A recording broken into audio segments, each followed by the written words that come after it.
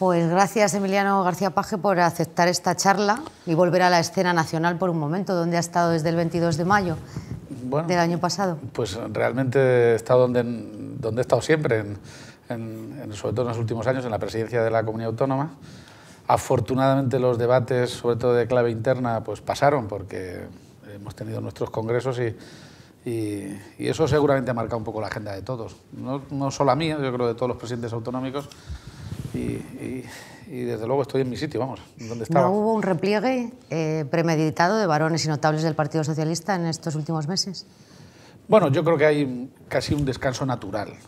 El año de tensión interna que hemos vivido en el Partido Socialista, que además es a modo de espejo de lo que le estaba pasando al país, por otro lado, ¿no? Ese año yo creo que es evidente que ha pasado factura a todo el mundo, que ha dejado a mucha gente agotada y yo creo que hay una sensación general de serenar mucho los ambientes, incluso de pasar por alto seguramente muchos debates con tal de que no volvamos a caer en la misma dinámica, ¿no? Sí, esa sensación existe y por lo demás pues luego cada uno está en su cargo institucional, como es lógico, ¿no? ¿Volvería a apoyar a Susana Díaz un año después de aquellas primarias?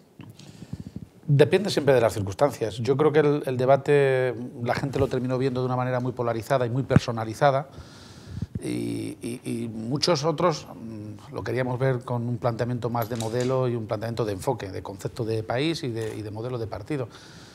Por tanto, yo creo que en las condiciones que se produjo el debate, lamentablemente terminamos hablando mucho de personas concretas y seguramente poco de los planteamientos que había detrás, ¿no? Y todo hoy dependerían muchas cosas. ¿Y entre Susana Díaz y Pedro Sánchez volvería a apostar por Susana Díaz solo en un planteamiento de personas? Bueno, yo tengo más horas de conversación y por tanto más elementos de contacto con Susana desde hace ya muchos años. Pero ciertamente yo creo que el enfoque hoy no tendría que ser personal. Creo que ese debate el PSOE lo tiene superado. De hecho, yo soy de los que piensan que el PSOE no tiene por qué jugar ahora a inventarse unas primarias para ver quién va a ser el candidato a la presidencia del gobierno. Lo tiene que ser Pedro Sánchez. El debate fue tan intenso que realmente yo creo que nos tiene que tener un poco en cuarentena sobre personalismos durante los próximos tiempos.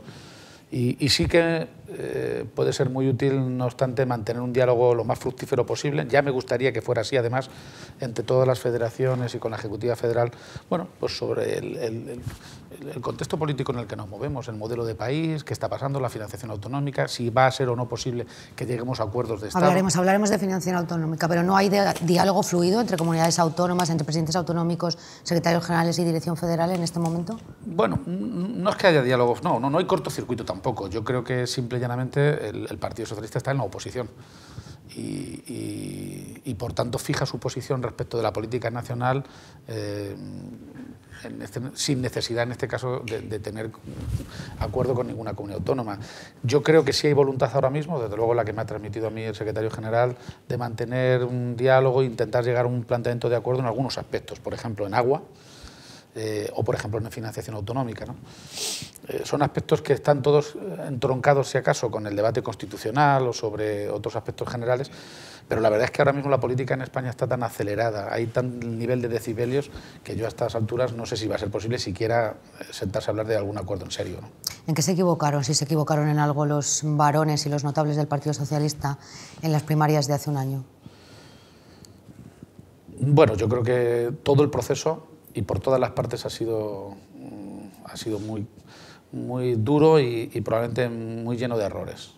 Hay muchas cosas que seguramente muchos no volveríamos a hacer, pero no quienes apoyamos a Susana. Yo creo que tampoco se produciría lo mismo ni en el entorno de Patxi López, ni desde luego también con Pedro Sánchez. Dígame una, ¿volvería usted a presentar su dimisión como miembro de aquella ejecutiva? Bueno, si se dieran las circunstancias que tuve en aquel momento, que casi nos sentimos invitados a si discrepábamos, salir de la Ejecutiva, sí, hubiera sido irremediable, ¿no? Mi situación en particular también era un tanto excepcional dentro de la Ejecutiva, ¿no? Pero bueno, desde luego, todo lo que tuvo que ver con la dinámica de partido, si hoy le pudiéramos dar la vuelta, seguramente casi todos, no digo nos reiríamos, pero desde luego haríamos cosas muy diferentes. Hace un año ganó Pedro Sánchez las primarias, el PSOE está exactamente donde estaba, el Partido Popular está en caída libre, Ciudadanos remonta. ¿Qué le hace falta al Partido Socialista para sprintar? Bueno, realmente si supiéramos cuál es la contestación, la estaríamos aplicando, ¿no? Puede ser que también tengamos durante un cierto tiempo el efecto todavía latente del debate interno que seguramente muchos ciudadanos han visto como una clara división. Lo que nos ha pasado no deja de ser muy traumático, ¿no? Pero yo creo que eso finalmente no va a ser lo que compute de cara a las elecciones. En una batalla electoral me atrevería a decir que hoy por hoy el 80% de lo que va a determinar el voto de los ciudadanos va a ser fundamentalmente la confianza que le inspiren las personas que encarnan los proyectos políticos. No tanto las organizaciones, no tanto los movimientos e incluso las dinámicas internas de las organizaciones.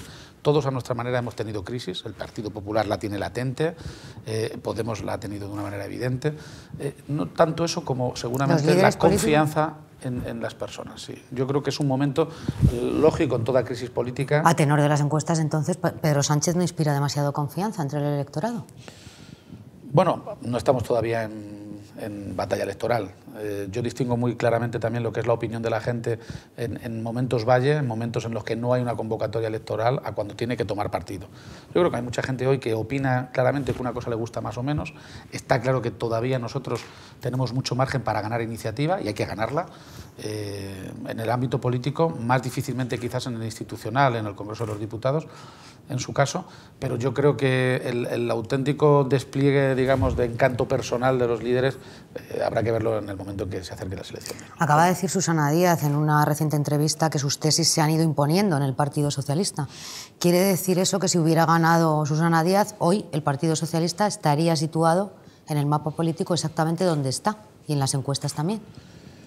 Bueno, yo creo que hay muchas cosas que probablemente se confundieron en el debate entonces y que formaban parte de una escuela mucho más mayoritaria.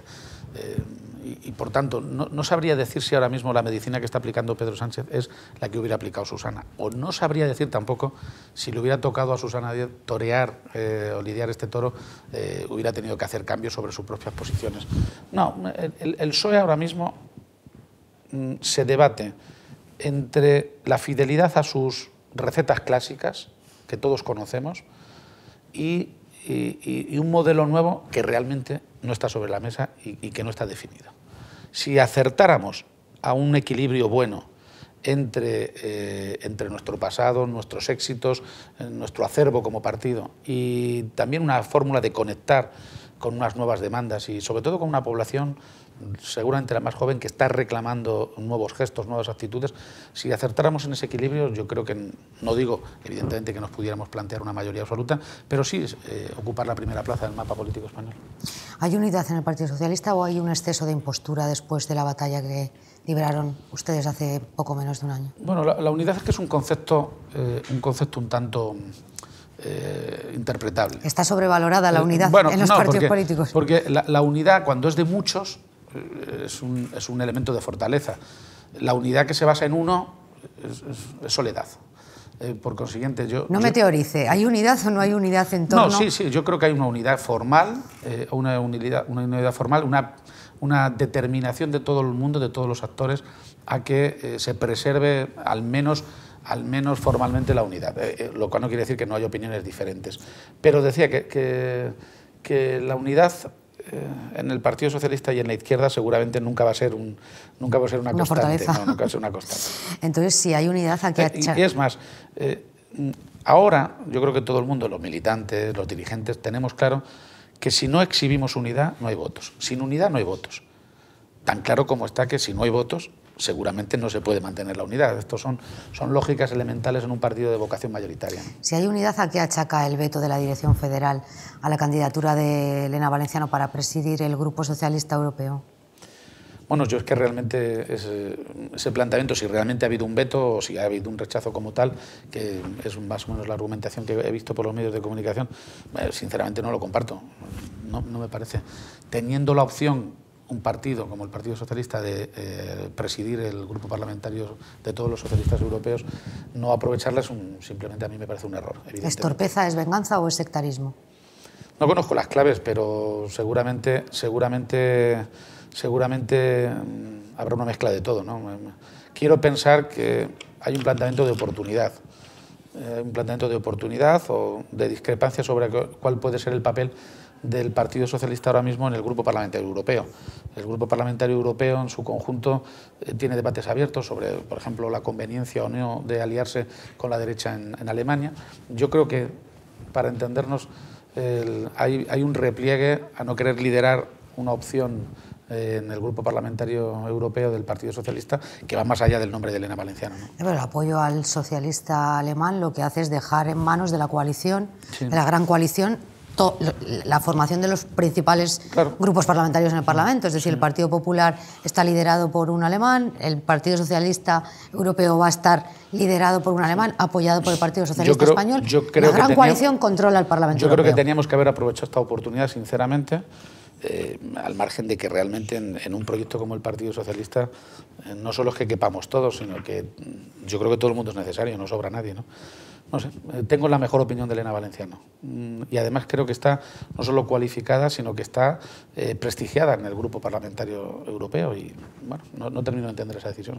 Demasiadas voces que habían estado en silencio en el último año, en un silencio autoimpuesto dentro del Partido Socialista en el último año, han salido en defensa y en apoyo de esa candidatura de Elena Valenciano. Sí. ¿No será que este caso, el caso Valenciano, ha vuelto a abrir la fractura que no se cerró tras las primarias? Bueno, ya digo, con la lógica de no conocer todas las claves, yo creo que ella misma ha tenido una posición de una enorme elegancia. Yo creo que otras personas, en el caso de Elena Valenciano, hubieran forcejeado o hubieran arrastrado a mucha gente para intentar forzar una decisión. Y a mí lo que me parece absolutamente destacable es que Elena Valenciano ha dejado muy claro que si la dirección de su partido no contaba con ella, pues que ella no iba a forzar ninguna situación, ni siquiera contando con otros grupos parlamentarios de otros países, ¿no? Yo creo que esa actitud es la que vale y es con la que me quedo. Y creo que la oportunidad es una oportunidad que perdemos, lógicamente, como PSOE. Todas las encuestas coinciden en que Ciudadanos está al alza, hay un incremento espectacular de voto al partido de Albert Rivera. ¿España se ha convertido en un país de derechas o es que la izquierda sigue sin respuesta a los problemas que tienen los ciudadanos en el siglo XXI? Bueno, yo no sé, yo soy partidario de que la gente entienda la dialéctica izquierda y derecha y que por tanto es útil a la democracia entendernos sobre ese eje, ¿no? De hecho, es un eje que tanto Podemos como Ciudadanos reventaron hace unos años. Yo recuerdo tanto a Ciudadanos como a Podemos renegar del concepto derecha-izquierda. Bueno, yo recuerdo también a Pedro Sánchez hablando del mestizaje ideológico en aquella investidura fallida. Sí, pero independientemente de lo que pudiera plantear Pedro Sánchez, el PSOE siempre ha tenido un espacio muy reconocible de la socialdemocracia, que podía ser más o menos interpretable o matizable, pero el PSOE, con no moverse de su sitio, tiene un planteamiento más definido, más claro. Pero es que yo recuerdo haber escuchado con claridad a Podemos y también a Ciudadanos renegar del concepto de izquierda-derecha. Se hablaba de lo alto, lo bajo, la casta, otro tipo de conceptos que realmente yo creo que engatusó a mucha gente y que hoy está más confundida en a quién opinar, ¿no? En el caso de Ciudadanos yo creo que hay se está definiendo en España por primera vez algo que realmente era normal en el conjunto de Europa. En España, tanto Fraga como Lobo Aznar asentaron una teoría muy clara, y era que, gobernando o no gobernando, la derecha se la jugaba a que solo un partido controlara el espectro de la derecha. Y eso ha sido así realmente, incluso cuando han estado en la oposición, casi con el 40% del voto. Es decir, han sido muy importante el Partido Popular, incluso en la oposición. Y esa batalla yo creo que es la que tiene definitivamente perdida la derecha española, en el sentido de que se va a ir configurando un mapa pues más conservador y un espacio más liberal, por encontrar algún término, como en el conjunto de Europa, ¿no? De manera que yo creo que una parte del espacio que Ciudadanos ha conquistado es espacio de la derecha. Es un espacio de la derecha. Ahora bien, ¿y eso quiere decir que los españoles se han vuelto de derechas? No, yo creo que Ciudadanos está bebiendo de varias fuentes.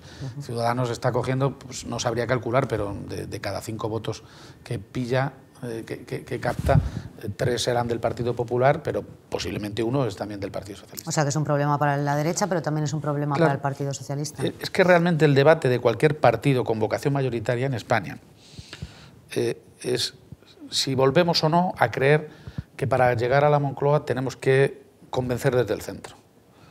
Porque el debate polarizado de izquierda a derecha, es decir, intentar conseguir que la izquierda sume uno más que el conjunto de la derecha, ese debate realmente en España casi nunca ha sido realista. porque de entrada no solo operan bloques ideológicos, operan fuerzas nacionalistas, independentistas, bloques regionalistas. Por consiguiente, todas las alianzas que ha habido de gobierno en España se han producido de un gobierno, o bien del PSOE o bien del PP, con un planteamiento territorial, los nacionalistas vascos, los nacionalistas catalanes. No ha habido, en 40 años de democracia, una sola coalición de gobierno ideológica en España, lo cual no deja de ser una experiencia, ¿no? Yo creo que ahora definitivamente en España la derecha ha entrado en una fase de policromía y, independientemente de los pasos que dé el Partido Popular, Ciudadanos va a conservar esa especie de centro y centro liberal que, por cierto, es en el que se han afincado cuando en el último Congreso renunciaron expresamente a los valores de la socialdemocracia, ¿no? ¿Se siente usted reconocido en el modelo de partido que ha diseñado la Dirección Federal en ese reglamento que aprobaron ustedes en el Comité Federal de hace 15 días? Bueno, hay aspectos de la dinámica interna del partido que yo seguramente cuestionaría. Lo que sucede es que me parecen que ahora son debates de orden muy secundario y que si nos entretenemos o nos liamos a la gresca por cuestiones que sustancialmente quedaron arregladas en el 39 Congreso, independientemente, yo soy de los que perdimos el 39 Congreso, por tanto me queda asumir el modelo de partido que se planteó en el 39 Congreso, de manera que hemos decidido con mucha claridad apoyar a la dirección del partido, empujando en la dirección que nos digan y sobre todo pues callándonos en aquellas cosas que no nos gustan tanto, ¿no? O sea, que lo asume pero no lo comparte.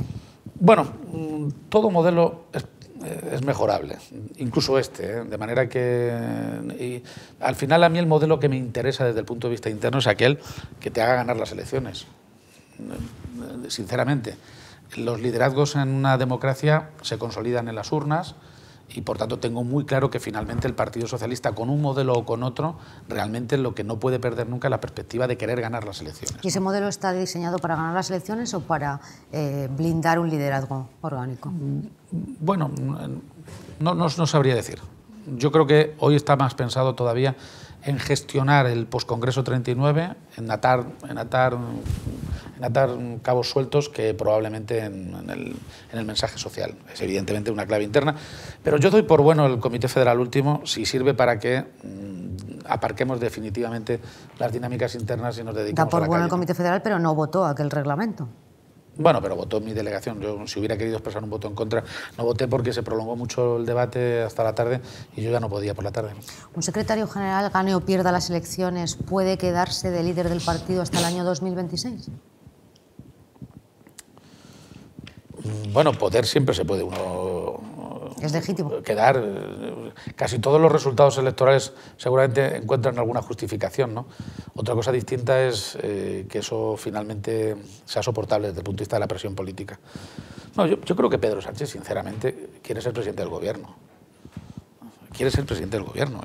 O sea, yo hay quien plantea que Pedro Sánchez su única obsesión es ser secretario general al precio que sea y aunque pierda.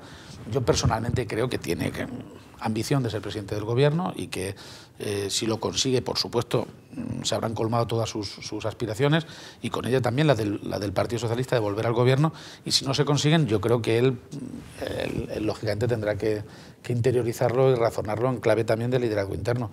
Pero yo no pienso que él pretenda eternizarse como secretario general del partido independientemente del resultado en la calle, ¿eh? No lo creo, ¿eh? El Partido Socialista defiende la democracia representativa, pero sin embargo ha consolidado un modelo en el que da prácticamente todo el poder de decisión a la militancia, es decir, opta por la democracia directa, defiende un modelo federal cooperativo con 17 comunidades autónomas, sin embargo ha eliminado en sus órganos internos el poder territorial y los organismos de control. ¿No están ustedes llenos de contradicciones? Bueno, probablemente el modelo que tengamos hoy no sea el definitivo. Para entendernos, nos hemos movido de un planteamiento lineal a esta estrategia pendular, digamos, como consecuencia de todos los debates que tuvimos, a un planteamiento que pretende dar más opinión a las bases. Este modelo por sí mismo no tiene por qué hacer que ganemos más elecciones ni mejor las elecciones, pero tampoco la anterior. En realidad, finalmente, un partido político tiene que saber tomar decisiones, tiene que saber estar representado en las instituciones y tiene que gestionar bien sus recursos, su departamento de recursos humanos. Para entendernos, tiene que ser una buena fábrica de liderazgos, ¿no? Porque finalmente, como antes les decía, una parte muy importante del voto en las próximas elecciones va a tener que ver con la confianza que aporten los perfiles personales, los candidatos, sin duda ninguna. ¿Está bien representado en este momento el Partido Socialista, por ejemplo, en el Congreso de los Diputados? Con una portavoz que es independiente y en ausencia del secretario general. Bueno, el que sea o no independiente desde mi punto de vista no es relevante. Yo creo que personalmente tengo buena relación con la portavoz.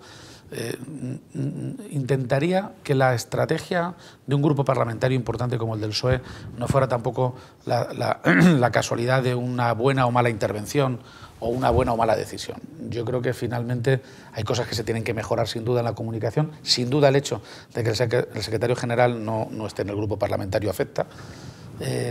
Pero desde luego los problemas del PSOE no van a venir, ni tampoco los resultados ni el éxito del PSOE van a venir por el grupo parlamentario, ¿no? La gestión de los recursos humanos es el segundo requisito para ganar las elecciones, según su criterio. ¿Pedro Sánchez se ha rodeado de los mejores o ha vuelto a equivocarse en la elección de los equipos? Bueno, no conozco a mucha gente que está en la Ejecutiva Federal, ¿eh? De algunos yo creo que... ¿De qué los conocen los ciudadanos? Bueno, no. Muchos de ellos evidentemente no tienen alcance institucional ni están en la opinión pública. Bueno, pero habría que distinguir también el trabajo interno, que algunos es el que tendrán encargado. Yo particularmente sí veo que hay gente que ahora mismo está ganando posiciones en la opinión pública, como es la figura del secretario de Organización, Ábalos. Por ejemplo, yo creo que ha evolucionado en una posición de razonable solvencia.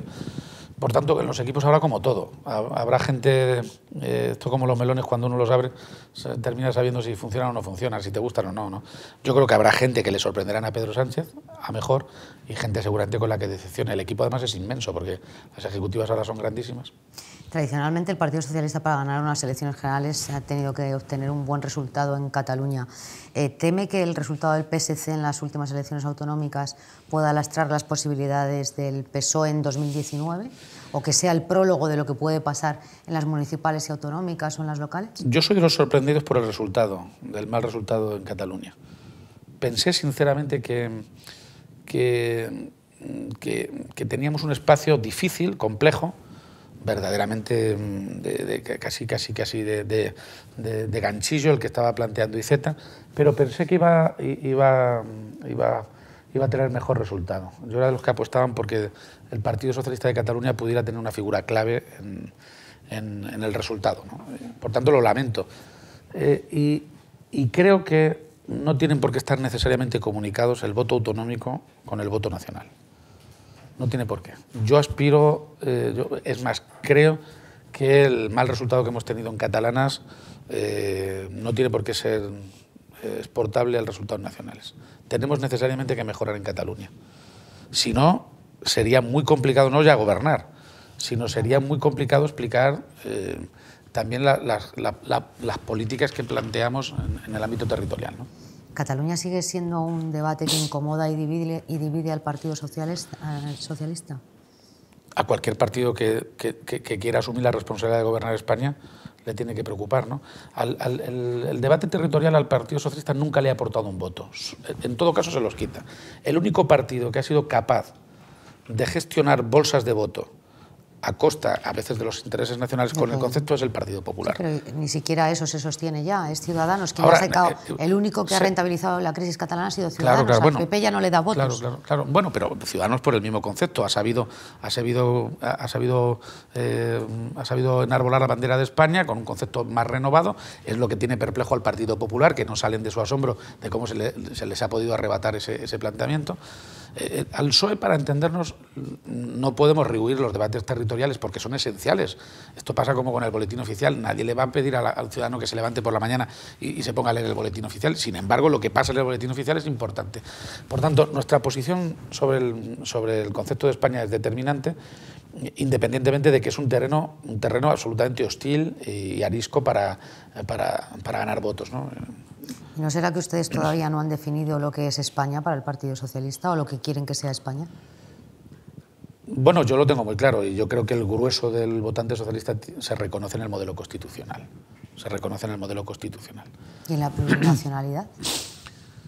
He escuchado muchas versiones de lo que es el concepto nación y de lo que es el concepto plurinacional, ¿no? Hay quien me dice que el concepto nación es un concepto discutible y yo hasta puedo entender que sea un concepto opinable. Pero si es opinable el concepto nación, el concepto de plurinación es mucho más opinable todavía, ¿no? Yo sería partidario de defender a ultranza el planteamiento constitucional. Porque el planteamiento constitucional define muy bien la España que queremos y para mí que va a ser muy complicado plantear un modelo alternativo. De hecho, cuando el Partido Socialista habla de modelo federal, en realidad es lo más aproximado al Estado autonómico que tenemos. ¿Está diciendo que no es necesaria la reforma constitucional que planteaban ustedes hace un año o hace dos?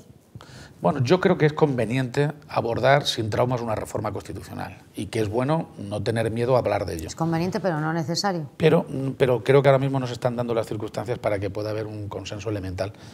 Yo creo que la mayoría de los partidos políticos rehúyen entrar en este jardín, sin duda ninguna, ¿no? Y la situación, digamos, de permanente infarto que tenemos en el independentismo en Cataluña nos llevaría casi a abordar muchos debates o bajo amenaza o bajo chantaje y esto, sinceramente y llanamente, es imposible, ¿no? La financiación autonómica... Yo creo que hay buena voluntad en plantear un debate constitucional, pero a la hora de la verdad es muy difícil poner ese cascabel al gato. ¿La financiación autonómica es una materia que tienen que pactar Mariano Rajoy y Pedro Sánchez o debería acordarse y consensuarse entre las 17 autonomías? No, yo creo que es pactable, o al menos hablable a nivel nacional, aspectos globales de financiación. Por ejemplo, principios generales. Sí, bueno, por ejemplo, si establecemos un blindaje concreto, un sistema concreto que establezca unos parámetros de equiparación del servicio sanitario, del servicio educativo, bueno, de lo que es el 90% realmente de las competencias autonómicas, ¿no? Es decir, yo creo que en un momento determinado hay una parte del modelo que sí se puede plantear sin que nos sintamos agraviados en ningún territorio, pero luego no nos engañemos. Luego hay una cuenta concreta que tiene que ver sobre todo en cómo se financia, no por habitantes, sino por habitante y territorio. No solo a cuánta gente vive y en un sitio, sino... Porque usted no defiende el mismo modelo que Miquel Iceta o que Chimo Puig o que el señor Franco en Madrid. No, cada comunidad autónoma, en realidad cada comunidad autónoma tiene casi una visión distinta de la financiación. ¿Ya qué espera el Partido Socialista para convocar al Consejo Territorial y que empiecen ustedes a perfilar un modelo mínimamente común, al menos entre socialistas? Bueno, yo espero que antes de que se convoque el Consejo formalmente haya más reuniones. Ya está habiendo algunas conversaciones entre responsables autonómicos de gobiernos autonómicos del PSOE con la Ejecutiva Federal y aproximando posiciones. Ahora, si a mí me sigue un consejo la Ejecutiva Federal, diría que hay que seguir una lógica. Si alguien tiene que plantear una primera propuesta, un primer planteamiento de base, tiene que ser el Gobierno. ¿Debería el Partido Popular sentarse a negociar con el Partido Popular, el Partido Socialista sentarse a negociar con el Partido Popular los presupuestos generales del Estado? No. En ningún caso y bajo ningún concepto. No creo que sea ahora mismo fácil llegar a un consenso presupuestario. No digo que sea fácil llegar a un consenso. Digo si debería intentar el Partido Socialista llegar a ese acuerdo y apoyar los presupuestos. No, fíjese, yo mantuve, y me costó más de un disgusto y algún que otro ataque por nacionalistas, mantuve que la investidura en su momento, y mire que nos han caído chuzos de punta por los planteamientos sobre la investidura en aquel año fatídico sin gobierno, yo mantuve en su día que realmente la investidura no hubiera requerido del concurso del Partido Socialista de haber concurrido quienes luego han apoyado el presupuesto, ¿no? ¿Por qué no se invistió a Mariano Rajoy por los mismos que realmente le han votado el presupuesto? Existe una mayoría para hacerlo, ¿no? Claro que la hay. Por tanto, yo creo que ahora la lógica es que el Gobierno continúe la gestión del presupuesto de la misma manera que el año pasado, con Ciudadanos y con PNV, claramente, ¿no? Bueno, y Coalición Canaria... Y si no es capaz de sacar ese presupuesto, ¿se puede gobernar España a No. golpe de decreto durante los próximos 2 años? Se puede aguantar un tiempo sin presupuestos, pero no se puede aguantar cuando se ha hecho teoría de lo contrario. Es decir, cuando el Partido Popular ha hecho de la ortodoxia presupuestaria, de las leyes de ajuste y del techo de gasto casi una máxima que nos ha llevado. Por tanto, cuando se ha hecho un planteamiento, en mi caso fue evidente, yo estuve un tiempo sin presupuesto y tanto Cospedal como todo el Partido Popular me exigían la dimisión o convocar elecciones y por tanto yo creo que un mínimo de coherencia en el gobierno tendría que haber. A mí me resulta chocante que los mismos que han dicho que era indispensable aprobar el presupuesto y que además los socialistas éramos unos manirrotos y que realmente era importante aplicar la normativa europea, bueno, los mismos no pueden decir ahora que se puede estar eternamente sin presupuesto y no pasa nada. Yo creo que eso es una incoherencia. Pero es que además no solo es el problema del presupuesto. Yo creo que España ahora mismo tiene debates estructurales muy potentes que tienen que ver o bien con la reforma constitucional, con el modelo territorial, con la relación realmente con el problema del independentismo, la financiación autonómica. Bueno, tenemos problemas estructurales que es imposible abordarlos si primero no se han puesto de acuerdo en el presupuesto. Primum vivere deinde filosofare, ¿no? Primero las cosas de comer y luego nos ponemos a pensar. Yo creo que o se resuelve realmente el problema del presupuesto o este gobierno, sincera y llanamente, habrá agotado todo su ciclo político, ¿no? ¿Tendría que convocar anticipadamente Mariano Rajoy si no consigue aprobar el presupuesto de 2008? Yo es que creo que la consecuencia de arrojar la toalla con el presupuesto es que arroja la toalla en todos los demás debates estructurales y, por tanto, ante una condena que nos llevaría a una prórroga indefinida del modelo de financiación o a un debate impertinente e inacabado siempre sobre el modelo territorial, yo creo que evidentemente el gobierno estaría muy agotado. Si Podemos y el Partido Socialista son capaces de entenderse en Castilla-La Mancha, ¿por qué no son capaces de hacerlo, por ejemplo, en el Congreso? Bueno, son realidades muy diferentes. En mi caso, en Castilla-La Mancha, tal y como quedó el mapa electoral después de las elecciones, el único gobierno posible era el mío, y apoyado por Podemos, porque la alternativa contraria hubiera sido que Podemos se aliara con Cospedal, con el Partido Popular. Por tanto, en mi situación, más allá de las cuentas que se haga la gente y de los debates políticos, en realidad nosotros estamos haciendo normal algo que es inevitable, ¿no? Y tengo que decir que además, digamos, está funcionando y estamos razonablemente contentos. Sí, pero Pedro Sánchez ganó las primarias del año pasado con el compromiso de construir o intentar tejer una alianza de izquierdas que construyera una alternativa de gobierno a Mariano Rajoy. ¿Usted cree que está siguiendo en este momento esa estrategia? Bueno, yo es que creo que hubo muchos debates y algunos muy falsos. Por ejemplo, este. Realmente ahora decimos que no salen las cuentas para echar a Mariano Rajoy. Y es verdad, no salen las cuentas salvo que contemos con los independentistas, claro, que es exactamente lo que decíamos entonces para decir que no podíamos seguir convocando terceras o cuartas o quintas elecciones. Bueno, yo creo que ese debate fue realmente poco edificante y poco constructivo para el país. Hubo muy poco ejercicio de responsabilidad, ¿no? Ahora no salen las cuentas para echar a Rajoy y no vale la pena. Y entrar a la trampa de una moción de censura que realmente lo único que acabaría antes con Pedro Sánchez que con Mariano Rajoy, no puede caer el Partido Socialista en esa trampa. Lo que pasa es que esto que es verdad hoy ya lo era hace un año y medio. Hace un año. ¿Y ve posible un gobierno de izquierda si se diera la suma?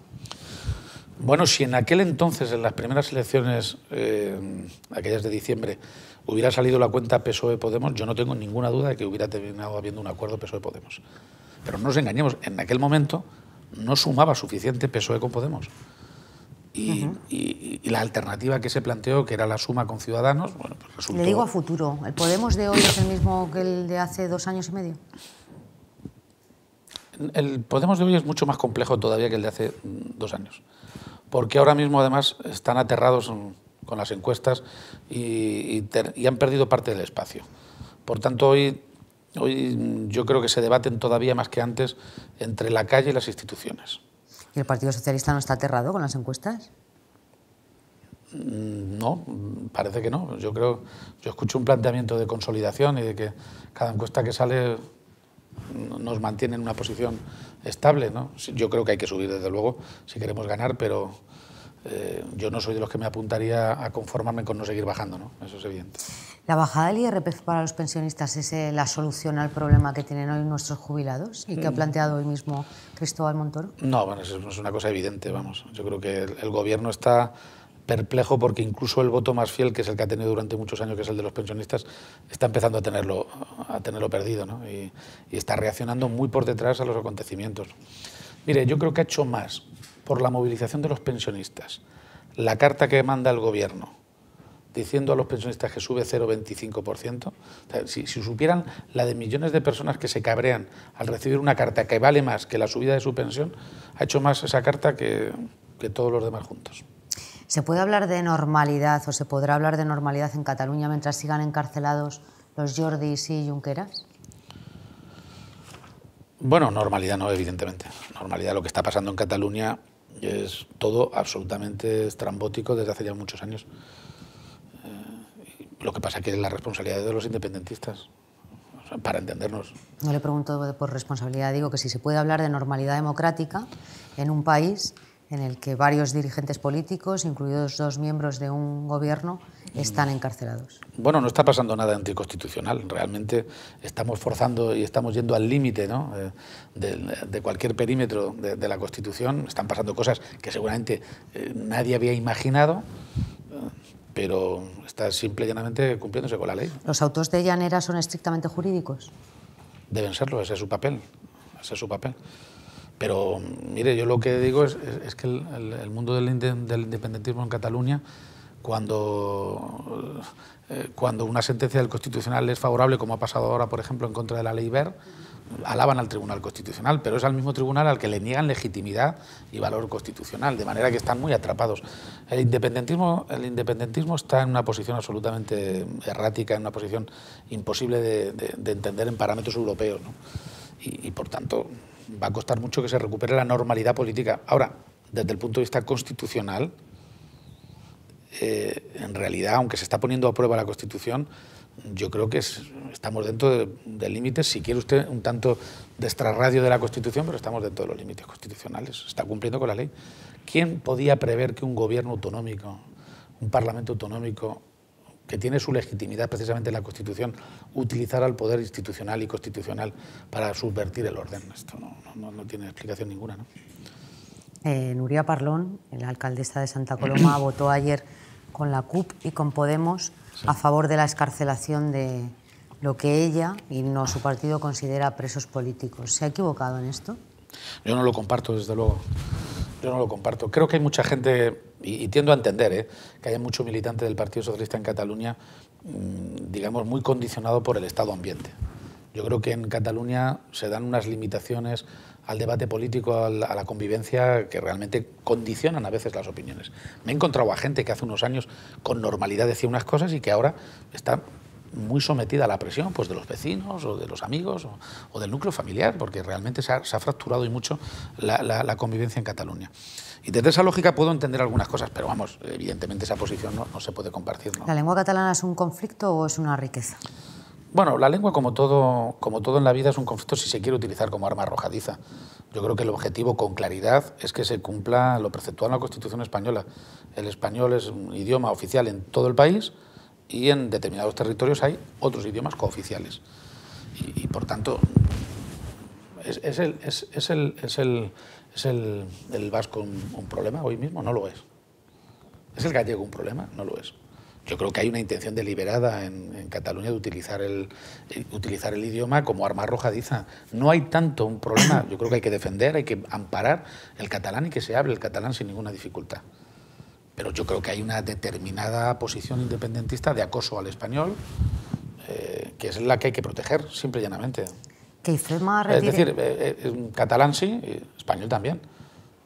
O al revés, español sí y catalán también, sin duda de ningún tipo. Que IFEMA retire una exposición porque habla de presos políticos, incluya entre ellos a Junqueras y a los Jordis, ¿es censura o es un ejercicio que contribuye a serenar el ambiente político en Cataluña, como ha dicho su portavoz parlamentaria? Bueno, yo creo que es un error, no sé si llevarlo a Arco o sacar la obra de Arco, pero desde luego, una vez planteada una manifestación artística, es un error desde cualquier punto de vista metodológico establecer una censura, ¿no? Es un error. Al final consigue, yo coincido con el Gobierno, consigue el efecto contrario, dar mucha más propaganda y publicidad, de manera que no hay que tenerle ningún tipo de miedo a una manifestación cultural, porque realmente en este país hay libertad de opinión y libertad de expresión, ¿no? En la medida en que decía que había una mayoría alternativa que no necesitaba el voto del Partido Socialista para investir a Mariano Rajoy, ¿hoy investiría o defendería el sí a la investidura de Mariano Rajoy un año después?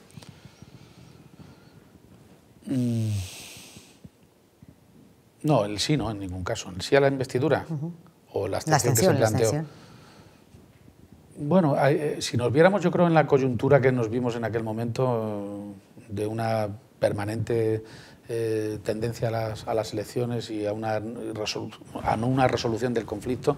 Pero mire en perspectiva, ¿mereció la pena para el país, para el Partido Socialista? ¿Estamos hoy mejor o peor que hace un año?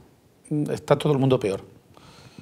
No sé si mereció la pena, pero lo que es evidente es que aquellas condiciones no dejaban casi salida, ¿no? Yo creo que no dejaban salida.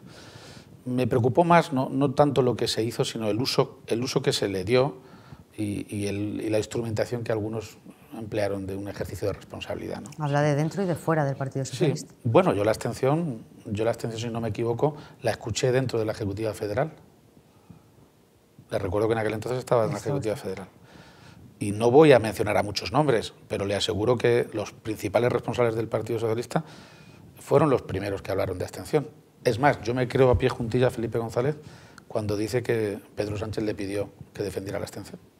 Por no decir el propio portavoz del Partido Socialista, el alcalde de Valladolid, que planteó la abstención. De manera que sí fue todo verdaderamente... Pues no quiero acabar esta entrevista sin hablar de Felipe González, precisamente. ¿Qué siente usted o qué le pasa por la cabeza cuando escucha a la vicesecretaria general del Partido Socialista decir en la comisión que estudia la evaluación del modelo territorial: no queremos más ex? Bueno, yo creo que, no sé desde qué perspectiva lo diría, pero yo creo que es un error, ¿no? O sea, para que no comparecieran en esa comisión. Hoy Felipe González, todos tenemos en la vida cosas buenas y cosas malas, y yo no soy fanático de nada ni de nadie, pero le tengo que decir que Felipe González es la principal referencia política de la democracia española. Desde luego lo es para la izquierda, y lo es no solo para la izquierda española, sino probablemente para la izquierda occidental. Y por tanto, siempre es oportuno escuchar a Felipe González, aunque se discrepe de lo que pueda decir. Y desde luego no creo que podamos cimentar un planteamiento de futuro sobre la base de renegar, de no reconocer o de repeler lo que significó Felipe González. ¿Y usted cree que es un referente para la actual dirección del Partido Socialista, Felipe González? Terminará volviendo a serlo, sí. Yo creo que sí.